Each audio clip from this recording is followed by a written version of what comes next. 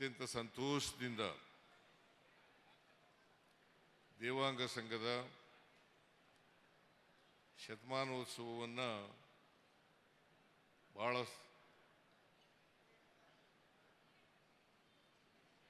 ಈ ಸಂಘ 100 ವರ್ಷಗಳನ್ನು ತುಂಬಿದೆ.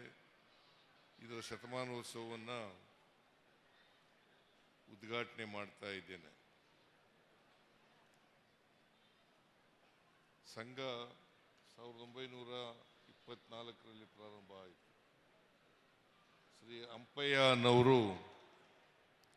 ಶ್ರೀ ಅಂಪಯ್ಯ ಅನ್ನೋರು ಇದರ ಮೊದಲನೇ ಅಧ್ಯಕ್ಷರಾಗಿದ್ದರು.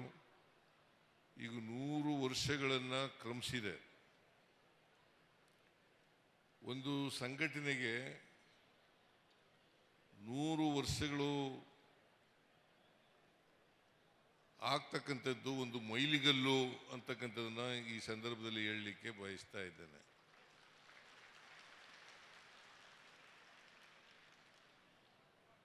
ರಾಜ್ಯದಲ್ಲಿರ್ತಕ್ಕಂಥ ಎಲ್ಲ ದೇವಾಂಗದವರು ಮತ್ತು ನೇಕಾರರು ಇವರನ್ನು ಸಂಘಟನೆ ಮಾಡಿ ಬೆಂಗಳೂರು ನಗರಕ್ಕೆ ಅಥವಾ ಮೈಸೂರು ನಗರಕ್ಕೆ ಬರ್ತಕ್ಕಂಥ ವಿದ್ಯೆ ಕಲೀಲಿಕ್ಕೆ ಬರ್ತಕ್ಕಂಥ ವ್ಯಕ್ತಿಗಳಿಗೆ, ವಿದ್ಯಾರ್ಥಿಗಳಿಗೆ ಅವರಿಗೆ ಉಳ್ಕೊಳ್ತಕ್ಕಂಥ ಒಂದು ವ್ಯವಸ್ಥೆಯನ್ನು ಮಾಡ್ತಕ್ಕಂಥ ಕೆಲಸವನ್ನು ಬಹಳ ವರ್ಷಗಳಿಂದ ದೇವಾಂಗ ಸಂಘದವರು ಮಾಡ್ಕೊಂಡು ಬಂದಿದ್ದಾರೆ. ಈಗಲೂ ಕೂಡ ಒಂದು ಹಾಸ್ಟೆಲ್ ಇದೆ. ಅನೇಕ ಪದವಿ ಕೋರ್ಸ್ಗಳಿಗೆ ಅವರು ನಡೆಸ್ಕೊಂಡು ಬರ್ತಾ ಇದ್ದಾರೆ. ಇತ್ತೀಚಿನ ವರ್ಷಗಳಲ್ಲಿ ಕಾನೂನು ಪದವಿ ಕೂಡ ಪ್ರಾರಂಭ ಮಾಡಿದ್ದಾರೆ. ಈಗ ಮಹಿಳೆಯರಿಗೆ ಒಂದು ಹಾಸ್ಟೆಲ್ ಅನ್ನು ಕಟ್ತಾ ಇರ್ತಕ್ಕಂಥದ್ದು ಬಹಳ ಸಂತೋಷದ ವಿಚಾರ. ಮಹಿಳೆಯರಿಗೆ ಒಂದು ಹಾಸ್ಟೆಲ್ ಅನ್ನು ಕಟ್ತಾ ಇರ್ತಕ್ಕಂಥದ್ದು ಬಹಳ ಸಂತೋಷದ ವಿಚಾರ.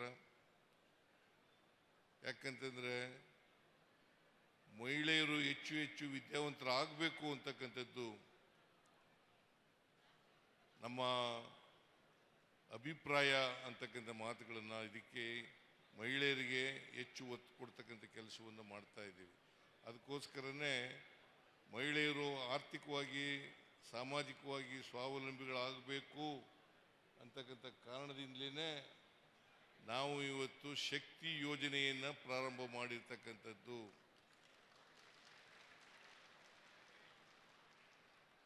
ಒಂದು ಕಾಲದಲ್ಲಿ ಮಹಿಳೆಯರು ಕೂಡ ಅಕ್ಷರ ಸಂಸ್ಕೃತಿಯಿಂದ ವಂಚಿತರಾಗಿದ್ದಂಥ ಜನ. ಇವರಿಗೆ ಹೆಚ್ಚು ಶಿಕ್ಷಣವನ್ನು ಕೊಟ್ಟು ಅವರನ್ನು ಕೂಡ, ಇದು ಸರಿ ಇಲ್ವೋ ಇದು? ಇದು ಸರಿ ಇಲ್ವೇನ್ರಿ? ಯಾಕೆ ಇದನ್ನಾಗ ತಗೊಳಾಗ್ತಾ ಇದ್ವಿ?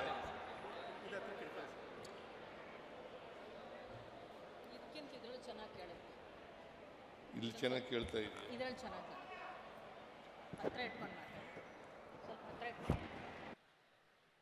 ಹತ್ರ ಹಿಡ್ಕೊಳ್ಳಿ ಅಂತ ಹೇಳ್ತಾ ಇದ್ದಾರೆ. ನಾನು ಹತ್ರ ಹಿಡ್ಕೊಂಡೇ ಮಾತಾಡ್ತೀನಿ ಇನ್ಮೇಲೆ.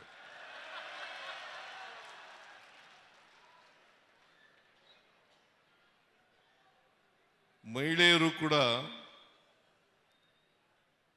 ಶೂದ್ರರಂತೆ ಅಕ್ಷರ ಸಂಸ್ಕೃತಿಯಿಂದ ವಂಚಿತರಾಗಿದ್ದರು. ಅವರು ಕೂಡ ಲಿಂಗ ತಾರತಮ್ಯದಿಂದ ನರಳತಕ್ಕಂಥ ವ್ಯವಸ್ಥೆ ಇತ್ತು. ಈಗ ಲಿಂಗ ತಾರತಮ್ಯ ತೊಲಗಿ ಅವರು ಕೂಡ ಪುರುಷರಿಗೆ ಸಮಾನವಾಗಿ ಬದುಕ್ತಕ್ಕಂಥ ವ್ಯವಸ್ಥೆ ನಿರ್ಮಾಣ ಆಗ್ತಾ ಇದೆ. ಇದು ಒಂದು ಒಳ್ಳೆಯ ಬೆಳವಣಿಗೆ ಅಂತಕ್ಕಂಥ ಮಾತುಗಳನ್ನು ಹೇಳಲಿಕ್ಕೆ ಬಯಸ್ತಾ ಇದ್ದೇನೆ. ದೇವಾಂಗ ಸಂಘದವರು ಮಹಿಳೆಯರಿಗೋಸ್ಕರ ಒಂದು ಹಾಸ್ಟೆಲನ್ನು ಮಾಡಿ ಅವರಿಗೆ ವಿದ್ಯಾಭ್ಯಾಸವನ್ನು ಕೊಡ್ತಾ ಇರ್ತಕ್ಕಂಥದ್ದು ಬಹಳ ಸಂತೋಷದ ವಿಚಾರ ಅಂತಕ್ಕಂಥ ಮಾತುಗಳನ್ನು ಈ ಸಂದರ್ಭದಲ್ಲಿ ಹೇಳಲಿಕ್ಕೆ ಬಯಸ್ತಾ ಇದ್ದೇನೆ. ರಾಜ್ಯ ಸರ್ಕಾರ ಸ್ವಾಮೀಜಿಯವರು ದಯಾನಂದ ಸ್ವಾಮೀಜಿಯವರು ದಯಾನಂದಪುರಿ ಸ್ವಾಮೀಜಿಯವರು ಹೇಳಿದ್ರು ನನಗೆ, ಆಮೇಲೆ ರಮೇಶ್ ಕೂಡ ಹೇಳಿದ್ರು, ಮಹಿಳಾ ಹಾಸ್ಟೆಲ್ಗೆ ಸಹಾಯ ಮಾಡಬೇಕು ಅಂತಕ್ಕಂಥ ಮಾತುಗಳನ್ನು ಹೇಳಿದ್ದಾರೆ. ನಾನು ಸಹಾಯ ಮಾಡ್ತೇನೆ ಅಂತಕ್ಕಂಥ ಮಾತುಗಳನ್ನು ಈ ಸಲ ಹೇಳಲಿಕ್ಕೆ ಬಯಸ್ತಾ ಇದ್ದೇನೆ.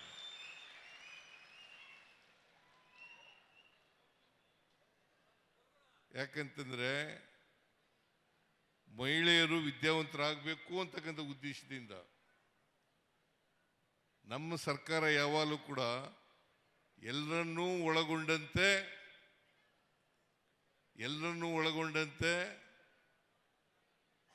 ಅವರು ಯಾವುದೇ ಧರ್ಮದವರಾಗಿರಲಿ ಎಲ್ಲ ಧರ್ಮದವ್ರನ್ನೂ ಕೂಡ ಒಳಗೊಂಡಂತೆ ನಾವು ಕಾರ್ಯಕ್ರಮ ರೂಪಿಸ್ತೇವೆ ಅಂತಕ್ಕಂಥ ಮಾತುಗಳನ್ನು ಈ ಸಂದರ್ಭದಲ್ಲಿ ಹೇಳಲಿಕ್ಕೆ ಬಯಸ್ತಾ ಇದ್ದೇನೆ.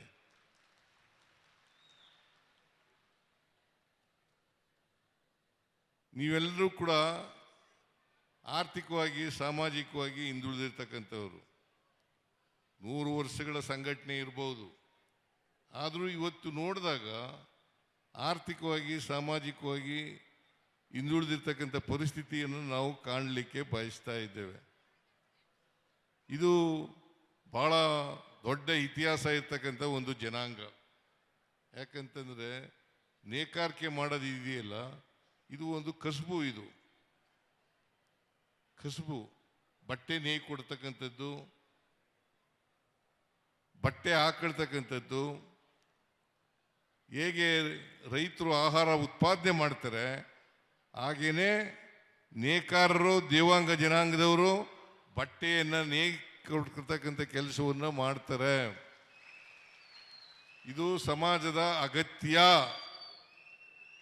ಇದು ಪ್ರತಿಯೊಬ್ಬರ ಅಗತ್ಯ ಅಂತಕ್ಕಂಥ ಮಾತುಗಳನ್ನು ಹೇಳಲಿಕ್ಕೆ ಬಯಸ್ತಾ ಇದ್ದೇನೆ. ನಾವೆಲ್ಲರೂ ಕೂಡ ಸಂಘಟನೆ ಆಗಬೇಕು. ಸಂಘಟನೆ ಹೇಗಾಗ್ತದೆ ಅಂತಂದ್ರೆ, ಈ ಜಾತಿ ಸಂಘಟನೆಗಳು ಆಗ್ತಕ್ಕಂಥದ್ದು ತಪ್ಪೇನಿಲ್ಲ. ಲೋಹಿಯಾ ಅವರು ಒಂದು ಮಾತನ್ನು ಹೇಳ್ತಿದ್ರು. ಏನಪ್ಪ ಅದು ಅಂತಂದ್ರೆ, ಮುಂದುವರೆದ ಜನಾಂಗದವರು ಜಾತಿ ಸಭೆಗಳನ್ನು ಮಾಡಿದ್ರೆ, ಜಾತಿ ಸಮ್ಮೇಳನಗಳನ್ನು ಮಾಡಿದ್ರೆ ಅದು ಜಾತಿ ಸಮ್ಮೇಳನ ಆಗ್ತದೆ, ಜಾತ್ಯತೀತ ತತ್ವಕ್ಕೆ ವಿರೋಧ ಅಂತಕ್ಕಂಥ ಮಾತುಗಳನ್ನು ಹೇಳಲಿಕ್ಕೆ ಬಯಸ್ತಾ ಇದ್ದೇನೆ.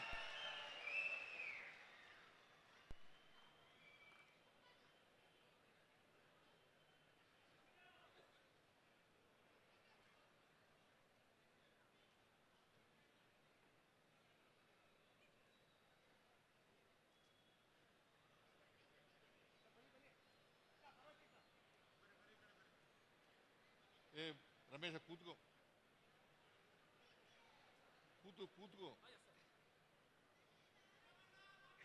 ನನ್ನ ಜಾಗದಲ್ಲೇ ಕೂತ್ಕೋ.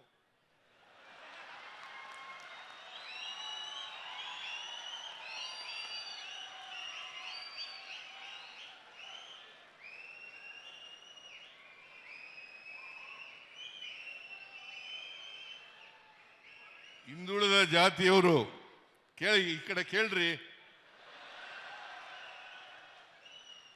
ಹಿಂದುಳಿದ ಜಾತಿಯವರು ಜಾತಿ ಸಮ್ಮೇಳನಗಳನ್ನು ಮಾಡಿದ್ರೆ ಅದು ಜಾತೀಯತೆ ಆಗಲ್ಲ. ಇದು ನಾನು ಹೇಳೋದು ಮಾತಲ್ಲ, ಲೋಹಿಯಾ ಅವರು ಮಹಾಚಿಂತಕರು, ಸಾಮಾಜಿಕ ಚಿಂತಕರು, ರಾಜಕೀಯ ಚಿಂತಕರು, ಅವರು ಹೇಳದಂಥ ಮಾತು ಅಂತಕ್ಕಂಥದ್ದನ್ನು ಹೇಳಲಿಕ್ಕೆ ಬಯಸ್ತೇನೆ. ಯಾರು ಮುಂದುವರೆದವರು, ಸಮಾಜದಲ್ಲಿ ಮುಂದುವರೆದ ಜನಾಂಗ ಇದ್ದಾರಲ್ಲ, ಅವರು ಜಾತಿ ಸಮ್ಮೇಳನಗಳನ್ನು ಮಾಡಿದ್ರೆ, ಜಾತಿಯ ಸಭೆಗಳನ್ನು ಮಾಡಿದ್ರೆ ಅದು ಜಾತ್ಯತೀತ ತತ್ವಕ್ಕೆ ವಿರೋಧ ಅಂತಕ್ಕಂಥ ಮಾತುಗಳನ್ನು, ಅದು ಜಾತೀಯತೆ ಆಗ್ತದೆ ಅಂತಕ್ಕಂಥ ಮಾತುಗಳನ್ನು ಲೋಹಿಯಾ ಅವರು ಹೇಳ್ತಾ ಇದ್ದರು. ಅದರಿಂದ ನಾವೆಲ್ಲರೂ ಕೂಡ ಹಿಂದುಳಿದ ಜಾತಿಯವರು, ಬಡವರು, ದಲಿತರು, ಮಹಿಳೆಯರು, ಅಲ್ಪಸಂಖ್ಯಾತರು, ಇವರೆಲ್ಲರೂ ಕೂಡ ಜಾತಿ ಸಮ್ಮೇಳನಗಳನ್ನು ಮಾಡಿದ್ರೆ ಅದು ಜಾತೀಯತೆ ಆಗಲ್ಲ. ಸಂಘಟನೆ ಮೂಲಕನೇ ಶಕ್ತಿಯನ್ನು ಬೆಳೆಸ್ಕೊಳ್ತಕ್ಕಂಥದ್ದು. ಬಾಬಾ ಸಾಹೇಬ್ ಅಂಬೇಡ್ಕರ್ ಅವರು ಅದಕ್ಕೆ ಒಂದು ಮಾತನ್ನ ಹೇಳಿದ್ದಾರೆ.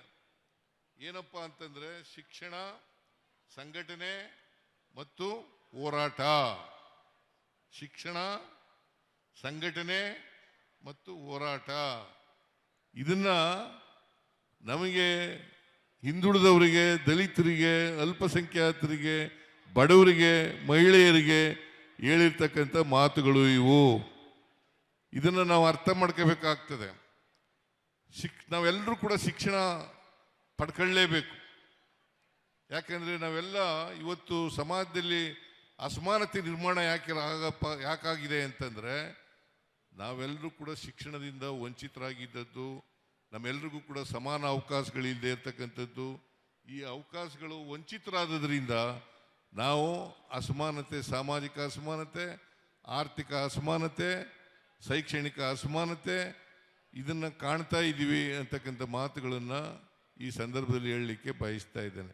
ಅದಕ್ಕೆ ಬಾಬಾ ಸಾಹೇಬ್ ಅಂಬೇಡ್ಕರ್ ಅವರು ಒಂದು ಮಾತನ್ನು ಹೇಳಿದ್ರು, ಕಾನ್ಸ್ಟಿಟ್ಯೂಂಟ್ ಅಸೆಂಬ್ಲಿನಲ್ಲಿ ಭಾಷಣ ಮಾಡ್ತಾ ಹೇಳಿದ್ರು, ನಮ್ಮ ದೇಶಕ್ಕೆ ಸ್ವಾತಂತ್ರ್ಯ ಬಂದಿದೆಯಲ್ಲ, ಈ ಸ್ವಾತಂತ್ರ್ಯ ಯಶಸ್ಸಾಗಬೇಕಾದ್ರೆ ಎಲ್ಲರಿಗೂ ಸಾಮಾಜಿಕ ಆರ್ಥಿಕ ಸ್ವಾತಂತ್ರ್ಯ ಸಿಕ್ಕಿದಾಗ ಮಾತ್ರ. ಈ ಮಾತುಗಳನ್ನು ಬಾಬಾ ಸಾಹೇಬ್ ಅಂಬೇಡ್ಕರ್ ಅವರು ಹೇಳಿದಂಥ ಮಾತುಗಳು. ಅದಕ್ಕೆ ಅವರೇನು ಒಂದು ಹೆಜ್ಜೆ ಮುಂದೆ ಹೋಗಿ ಏನು ಹೇಳ್ತಾರೆ ಅಂತಂದ್ರೆ, ರಾಜಕೀಯ ಸ್ವಾತಂತ್ರ್ಯ ಸಿಕ್ಕಿದ್ರೆ ಸಾಲದು. ಯಾವಾಗಲೂ ಕೂಡ ರಾಜಕೀಯ ಸ್ವಾತಂತ್ರ್ಯ ಸಾಮಾಜಿಕ, ಆರ್ಥಿಕ, ಶೈಕ್ಷಣಿಕ, ರಾಜಕೀಯ ಸ್ವಾತಂತ್ರ್ಯ ತಳಹದಿಯ ಮೇಲೆ ನಿಂತಿದೆ ಅಂತಕ್ಕಂಥದ್ದನ್ನು ಅರ್ಥ ಮಾಡ್ಕೋಬೇಕಾಗ್ತದೆ. ಈ ತಳಹದಿಯ ಮೇಲೆ ನಿಂತಿರ್ತಕ್ಕಂಥದ್ದು. ಆದ್ರಿಂದ ಪ್ರತಿಯೊಬ್ಬರಿಗೂ ಕೂಡ ಆರ್ಥಿಕ, ಸಾಮಾಜಿಕ ನ್ಯಾಯ ಸಿಕ್ಕಿದಾಗ ಮಾತ್ರ ಸಮಾನತೆಯನ್ನು ಕಾಣಲಿಕ್ಕೆ ಸಾಧ್ಯ ಆಗ್ತದೆ. ಎಲ್ಲರೂ ಮುಖ್ಯವಾಗಿ ಬರಲಿಕ್ಕೆ ಸಾಧ್ಯ ಆಗ್ತದೆ.